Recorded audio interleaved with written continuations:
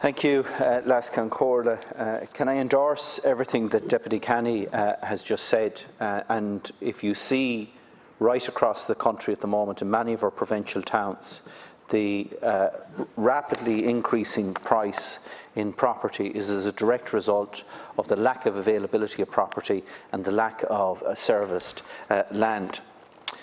But I want to take a step back for a minute, Minister, and focus on the low-hanging fruit.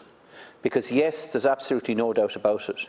We have a huge challenge in servicing land, opening up land, developing land, and building new houses across this country.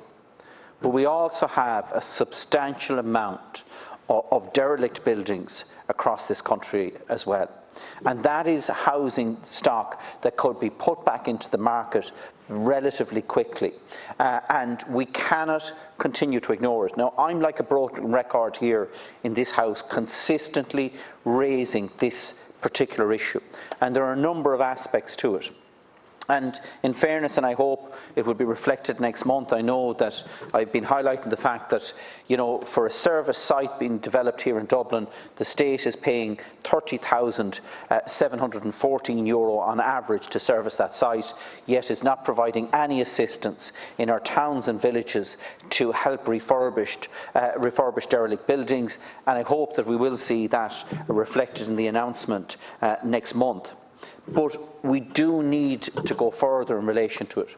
And another issue that I have been highlighting consistently is the issue of older people in housing accommodation that is totally unsuitable to meet their needs. In, you know, an upstairs and a downstairs and two-storey and three-storey accommodation, too large for them to heat, and those older people would love to move into smaller accommodation. But there's two challenges in relation to that. One is actually the availability of that accommodation, which isn't available. And secondly is the security of tenure if they do move in to such accommodation. And right across this country, there are not 1- and 2-bedroom bungalows available for older people to actually acquire, either to purchase or to rent within the private housing market. The only accommodation that's available of that standard is within the local authority housing stock, and many older people, any older person with an existing property will not be eligible for that. So we need to take a proactive step, working in partnership with the private sector, and I know that's a nasty word for some people, in terms of developing 1- and 2-bedroom bungalows in a cluster type setting for older people close to the town centres in towns around this country, so that older people have the option to downsize. The second thing is that in a lot of those cases, that accommodation will be leased out to those older people.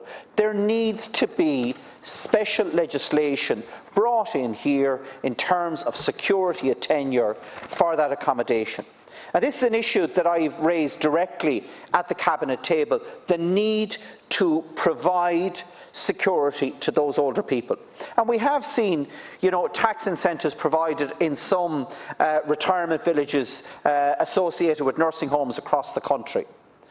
To encourage older people to downsize, allow them to continue to live independently beside amenities that meet their needs.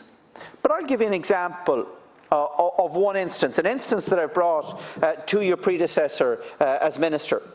Mary sold her home and moved to an unfurnished apartment in one of these retirement villages back in 2011.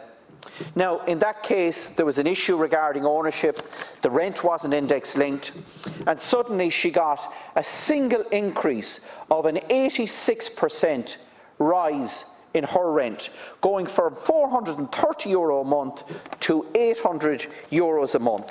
For someone that's on a fixed income, they cannot have a situation like that. If we are going to encourage older people to downsize, we need to address that issue.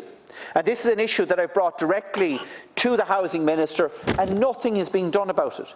So we can pay lip service in terms of saying to older people to downsize, but they need security. Security that is not being provided to them in law at the moment, and that needs to be addressed as a matter of urgency. Thank you.